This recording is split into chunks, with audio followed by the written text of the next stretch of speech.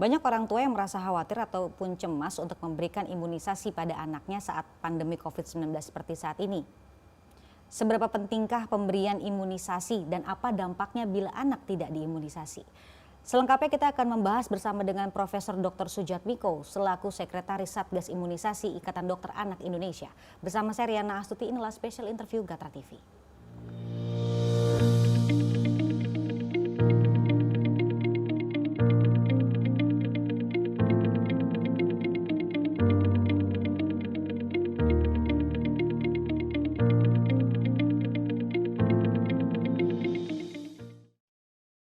Selamat siang Profesor Sujatmiko.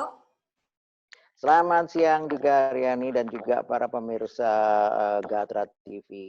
Iya, Prof, ini mengenai imunisasi, pentingnya imunisasi anak di masa pandemi COVID-19 ini. Sebenarnya Prof, apakah COVID-19 ini bahaya pada anak Prof? Kemudian juga apakah sudah ada imunisasinya dan bagaimana pencegahannya? Ya, jadi sebenarnya COVID-19 itu berbahaya bukan hanya pada orang dewasa, bagi orang dewasa, tapi juga untuk anak. Kan? Karena apa? Bisa sakit berat, cacat, meninggal, dan bisa menularkan ke sesama anak, dan bisa menularkan ke bapaknya, ibunya, nenek, kakek, AATT, dan sebagainya. Dan pencegahan pada anak lebih sulit. Kenapa lebih sulit? Anak suruh pakai masker kan susah ya. Sering cuci tangan juga susah. Suruh makan bergizi kadang-kadang sulit makan. Jangan main dengan anak lain susah ya. Oleh karena itu kita jaga supaya dia jangan sakit karena COVID, tetapi vaksinnya belum ada. Nah, oleh karena itu kita harus menjaga dua. Selain mencegah jangan sampai kena COVID, jangan juga kena penyakit lain. Kenapa? Kalau dia kena penyakit lain juga, kena COVID juga, itu akan jauh lebih berbahaya untuk si anak. Jadi intinya itu, COVID berbahaya, harus dicegah, tapi jangan lupa mencegah penyakit lain juga. Gitu. Kemudian berarti sejauh ini belum ada imunisasinya ya Prof ya, kalau bisa dibilang ya? Vaksin ada 120 vaksin yang sedang disiapkan, tapi mungkin prosesnya masih cukup lama ya. Mungkin dan kemudian kalau udah jadi pun untuk dibagi ke seluruh dunia mungkin nggak akan cukup. Jadi diperkirakan dalam mungkin sekitar 9 bulan atau 1 tahun lagi baru kira-kira ada vaksinnya. Ada vaksinnya. Oke. Oke. Kemudian apakah penyakit lain pada masa pandemi COVID-19 ini juga bisa meningkatkan risiko pada anak? Betul sekali. Jadi kalau karena dia sedang sakit lain, kemudian terkena COVID seperti tadi, dia akan lebih berat, lebih risiko meninggal lebih besar. Nah, penyakit lain apa yang sering pada anak? Itu ada pneumonia, ada diare, ada difteri, campak, rubella, influenza, cacar air dan sebagainya dan lain-lain. Itu ada tidak ada COVID itu selalu ada, ya. Pneumonia karena TBC, pneumonia karena pneumokokus, pneumonia karena pertusis, karena influenza, campak, diare, difteri, rubella, influenza, ada tidak ada pandemi COVID itu tetap ada, dan hampir setiap tahun ada wabah penyakit-penyakit itu. Ya. Mungkin banyak yang belum tahu atau lupa barangkali ya. Pada waktu tahun 2005 sampai 2006, kita ada wabah polio sehingga 351 anak Indonesia cacat dan lumpuh. Walaupun kemudian tahun 2014 kita sudah bebas polio, tapi tahun 2019 kemarin di Papua ada, tapi cepat kita berantas. Tapi kita harus tetap waspada karena di Malaysia masih ada polio, di Filipina masih ada polio. Itu masalah polio. Yang lain lagi, mungkin banyak yang lupa atau tidak pernah mengalami. Kita pernah wabah difteri cukup lama. Setiap tahun ada wabah difteri sejak tahun 2007 sampai 2013 contohnya. Yang kena ada 2.869 anak kita terkena dan 131 meninggal. Kenapa? Karena imunisasinya tidak lengkap atau tidak pernah imunisasi lagi. Saya lanjutkan lagi. Dan wabah difteri itu bukan hanya sampai tahun 2017, berlanjut terus sehingga pada tahun 2018 ada 33 provinsi dan 144 kabupaten kita kena terserang difteri. Ya memang dibandingkan dengan COVID itu tidak sehebat COVID, tapi bayangkan yang meninggal ada 44 orang anak dengan pasien hampir 1.000. Bayangkan kalau itu anak kita, cucu kita, ponakan kita, Ya. Dan yang terbanyak adalah umur usia sekolah dan balita yang kena difteri itu, ya. Dan sebagian besar imunisasinya tidak lengkap. Dan difteri masih berlanjut sampai sekarang, tahun 2020 sampai bulan Februari ada 88 orang anak Indonesia terserang difteri dan meninggal 4 orang. Tahun lalu sekitar 569 meninggal 19. Jadi diperkirakan setiap tahun ada sekitar 600 kasus difteri dan yang meninggal sekitar 20 orang. Campak dan rubella juga gitu. Campak dan rubella sejak tahun 2014 sampai 2020 Februari itu tetap ada campak dan rubella. Banyak orang tidak tahu karena pemberitaannya kurang ya. Tapi kalau kami yang bekerja di rumah sakit, kami akan menemukan itu terus. Dan campak jangan dianggap remeh karena pada antara tahun 2012 sampai 2017 ada sekitar 2.853 anak yang menderita radang paru. Radang paru karena campak, 571 anak radang otak karena campak. Itu selama memang betul itu 5 tahun. Tapi itu berbahaya bahwa saya ingin menunjukkan bahwa penyakit-penyakit yang ada itu sebelum COVID pun sampai sekarang juga ada. Dan rubella kalau menyerang anak memang tidak berbahaya, tapi kalau anak itu kemudian menularkan ke janin yang ada ibu hamil antara 2012 sampai 2018 sekitar 6 tahun ada 1.660 bayi cacat karena rubella. Dan dari 1.660 sekitar 80% kelainan jantung, jantungnya bocor, ada kebutaan, otaknya tidak berkembang, dan keterbelakangan mental, dan tuli. Bayangkan kalau itu anak kita, ponakan kita, cucu kita. Ya. Dan biaya operasi kalau rubella itu sampai umur 8 tahun sekitar 600 juta. Operasi, terapi, pengobatan. Oleh karena itu, pada ada COVID maupun tidak ada COVID, kita harus mencegah pneumonia, mencegah diare, mencegah difteri, mencegah campak, rubella, influenza, dan cacar air. Apalagi pada saat ada COVID. Karena kalau sakit yang tadi yang disebut komorbid, jadi barangkali ibu bapak yang belum tahu, komorbid itu ada penyakit lain, kemudian terkena COVID, maka dia akan lebih berbahaya. Oleh karena itu harus kita cegah penyakit-penyakit itu. Sebenarnya Prof, prioritas untuk anak usia berapa tahun Prof untuk diberikan imunisasi untuk mencegah penyakit-penyakit yang berbahaya tadi itu Prof? Bagus pertanyaannya. Intinya gini, kita ingat dulu bahwa kenapa anak-anak itu menjadi sakit tadi pneumonia, diare, campak, difteri, segala macam, ya, influenza, cacar air, karena imunisasinya tidak lengkap. Itu, ya. Nah, kenapa kok nggak lengkap? Karena sebagian dari orang tua itu tidak tahu. Nah, ini bagus sekali Gatra TV ini memberikan edukasi kepada para orang tua supaya tahu. Ada sebagian lagi orang tua merasa lengkap tanpa, padahal jarang sekali dibuka bukunya di rumah kan, begitu sampai di rumah buku catatan nggak dibaca lagi. Ya, ada yang lupa kalau saking sibuknya, udah waktunya giliran. Ada yang nggak sempat karena kesibukannya juga. Tetapi ada juga yang karena tidak ada biaya. Yang tidak ada biaya sebenarnya bukan suatu alasan karena pemerintah menyediakan imunisasi gratis di puskesmas, posyandu, dan rumah sakit pemerintah. Imunisasinya gratis. Tetapi juga ada yang takut atau ragu. Nah, yang takut dan ragu inilah menyebabkan cakupan imunisasi antara tahun 2013 sampai 2018 itu rendah.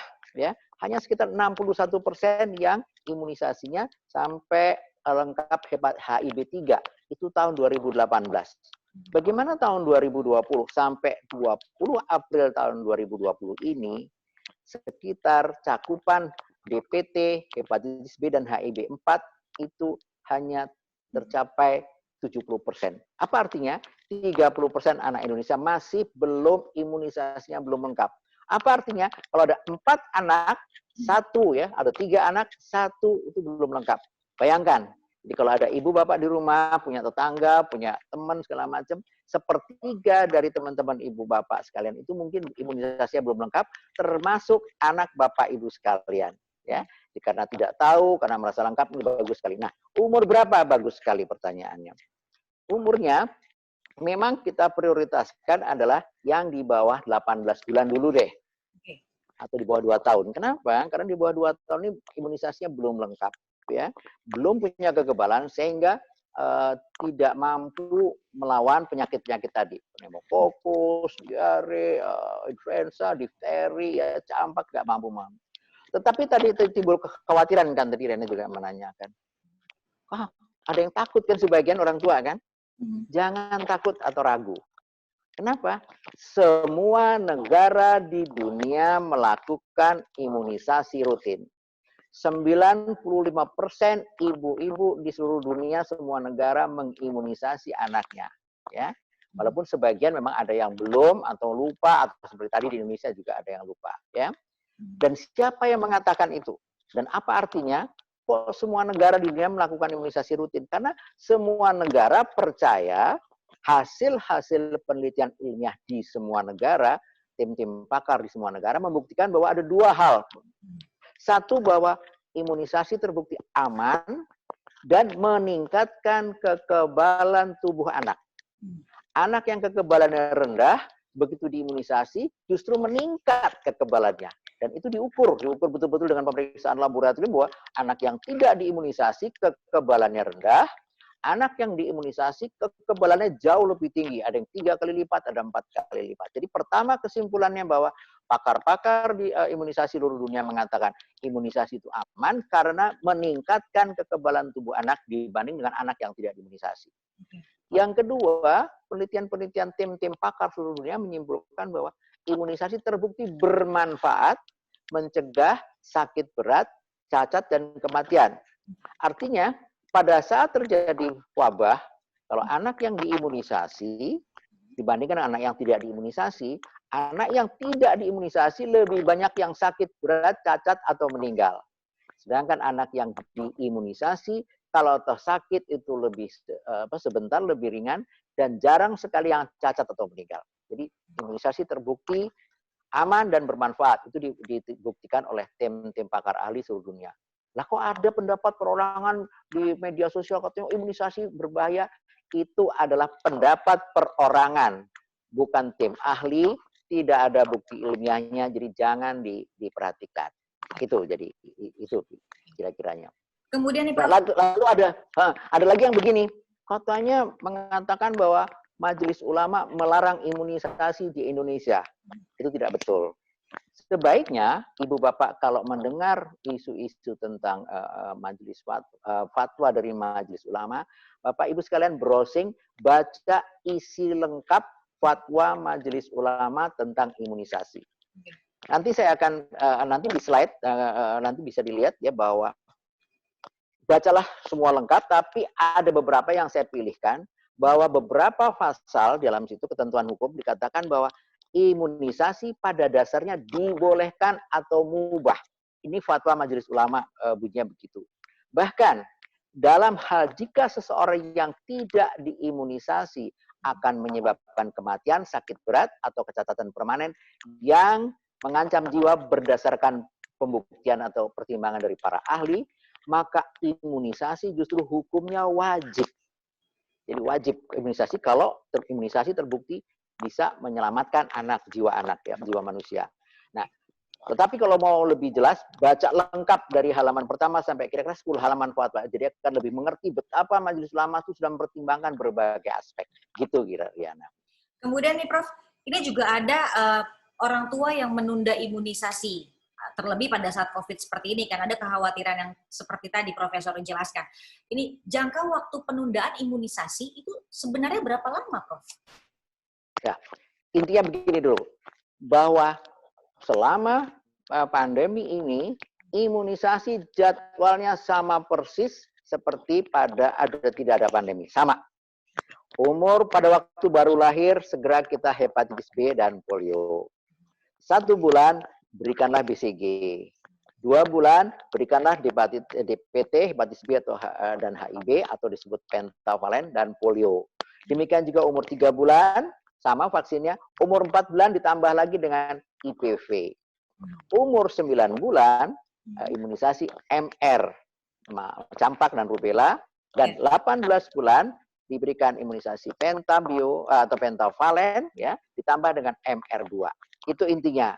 Nah, itu disediakan gratis di rumah sakit pemerintah, ya. Nah, tetapi kalau mau ditambah dengan imunisasi lain yang belum disediakan oleh pemerintah, misalnya boleh umur 2 bulan ditambah dengan PCV dan rotavirus, 4 bulan dengan PCV dan rotavirus, 6 bulan dengan PCV, rotavirus, dan influenza, 7 bulan ditambah influenza kedua, 12 bulan dengan Japanese encephalitis B, 12 bulan dengan varicella, 15 sampai 18 bulan dengan PCV 4. Itu jadwal itu tidak ada bedanya pada zaman pandemi COVID atau tidak pandemi COVID. Nah, masalahnya tadi Riana sudah menanyakan, kalau mereka takut kan ya, tertunda gara-gara takut, itu bagaimana ya? Intinya segera lengkapi. Buka bukunya masing-masing, yang mana yang belum segera lengkapi. Semakin lama tertunda, semakin berisiko kekebalannya menurun sehingga terinfeksi. Jadi kalau bisa jangan terlambat. Tapi kalau terpaksa, ya tundalah 2 minggu. Kalau 2 minggu lagi belum aman, 4 minggu. Tetapi kalau bisa jangan ditunda, baca jadwal imunisasi yang disediakan oleh Ikatan Dokter Anak Indonesia, lihat jadwalnya, atau yang disediakan oleh Kementerian Kesehatan, hampir sama, beda-bedanya beda tipis, ikutin saja. Ya. Nah, kemudian juga selain itu anak SD, apakah kalau saya udah nggak punya anak yang di bawah 18 bulan, apakah anak SD juga perlu dilengkapi? Perlu, ya. Jadi kelas 1 diberikan MR yang ketiga ditambah dengan DT. Kelas 2 dengan TD. Kelas 5 TD dan HPV. Itu HPV hanya di beberapa kota, beberapa provinsi yang menyediakan itu. Nah, kalau mau ditambah dengan yang lain boleh 2 tahun tambah tifoid dan hepatitis A, 5 tahun tambah DPT, 7 tahun tambah MR3 dan DT ya, tambah vaksin demam berdarah, tambah itu lebih bagus lagi dilengkapi. Nah, tetapi tadi kalau misalnya takut karena ada PSBB takut, tetap harus coba dilengkapi sesuai jadwal yang dikeluarkan oleh Ikatan Dokter Anak Indonesia dan juga dari Kemkes. Cari layanan yang terdekat. Jangan lupa pakai masker ibu dan anaknya. Ini problem nih, anak yang kecil susah pakai masker kan? Ya, itu Iya, dia. betul. Ya kan? Antrinya jangan lama-lama. Kalau bisa tanya jam berapa saya sebaiknya datang gitu ya. Telepon dulu atau tanya ke perawatnya atau ke dokternya. Antrinya jangan jarak 1,5 meter kurang lebih. Tapi kalau anak kecil agak susah kan? Jangan ngobrol juga dengan sesama ibu-ibu. Jangan ngobrol soal arisan, soal apa. Diam aja karena pada waktu ngobrol kadang-kadang masker kita agak melorot itu muncrat. 4 menit ya berbicara pakai masker bisa menularkan. Lebih dari 4 menit. Pulangnya jangan mampir kemana-mana dulu, jangan lupa cuci tangan pakai sabun, kalau pakai kerudung, pakai pakaian, jangan lupa habis itu dicuci dijemur kalau bisa. Sandal sepatu juga cuci dijemur karena mohon maaf, ludah yang muncrat yang mengandung kuman itu bisa menularkan. Nah, kalau tidak bisa juga ya tadi, berapa lama tundanya? Ya 2 minggu maksimum deh. Tapi kalau begitu ada berita, oh di sana udah aman atau udah bisa, segera, jangan ditunda-tunda. Kalau ditunda-tunda, keburu kena pneumonia, kena diare, kena difteri, kena campak, kemudian influenza, kemudian kena COVID lagi, itu sangat berbahaya gitu. Prof, ini ada juga stigma orang tua atas kecemasan orang tua itu mengatakan bahwa bila anaknya diimunisasi, ada imunisasi yang berdampak atau menyebabkan sedikit anaknya demam gitu, Prof. Jadi ketika anak itu demam, mudah virus-virus lain masuk. Benarkah stigma itu, Prof? Seperti yang saya jelaskan tadi, bahwa penelitian di semua negara, semua pakar-pakar semua negara, maka semua negara mau melakukan imunisasi dan malah berlomba-lomba supaya imunisasi anaknya lengkap. Karena setiap kali vaksin dimasukkan, itu justru merangsang kekebalan anak. Okay. Kalau demam itu bukan masalah. Orang makan cabai kepedesan kan bukan masalah. Kan 1-2 hari hilang. Demam kasih obat demam. Demam itu bukan tanda kekebalannya rendah. Justru itu adalah bukti bahwa tubuh sedang membuat zat-zat kekebalan. Tetapi bukan itu artinya kalau tidak demam bukan berarti bahwa tidak mempan. Karena itu respon orang beda-beda. Sama seperti kita makan cabai. Ada yang kepedesan, ada yang tidak. Jadi patokan enak dan tidaknya makanan bukan orang yang karena kepedasan, pedas dan tidak pedas ya. Sama dengan imunisasi, demam tidak demam, efektivitas dari imunisasi bukan soal demam dan tidak demam. Dan demam bukan tanda kekebalannya menurun. Justru demam menunjukkan bahwa kekebalan anak itu tinggi, bisa merangsang kekebalan. Jadi tidak perlu khawatir karena buktinya apa? Semua pakar-pakar seluruh dunia mengatakan imunisasi justru meningkatkan kekebalan anak bukan menurunkan. Oke. Kemudian nih Prof, ini solusi bagi orang tua yang takut pergi mengimunisasi anaknya, baik itu ke rumah sakit, ke puskesmas, Ya, ataupun ke klinik. ya, ya. Jadi intinya coba cari informasi di mana ada layanan imunisasi yang ibu orang tuanya mantap ya. Mungkin di rumah bidan, mungkin di puskesmas yang terpisah tempat imunisasi. Jadi yang ideal memang puskesmas ada yang bagus sekali dia memisahkan. Kalau anak sakit lewat pintu sana. Kalau yang anak yang tidak sakit yang mau imunisasi pintunya lain, terpisah. Bahkan ada yang imunisasinya di mobil puskesmas keliling. Ada beberapa puskesmas menggunakan puskesmas keliling. Jadi anak yang sehat datang ke situ, diperiksa, isi form segala macam, imunisasinya di mobil puskesmas keliling, sehingga tidak kontak dengan anak yang sakit. Intinya itu ya, cari. Nah, kemudian janganlah ditunda, tunggu sampai selesai pandemi. Kita tidak tahu pandemi kapan. Kalau ditunda terlalu lama, kita sudah sudah kekebalannya sudah menurun, anak itu mudah sekali terkena penyakit-penyakit tadi yang komorbid tadi yang berbahaya ya.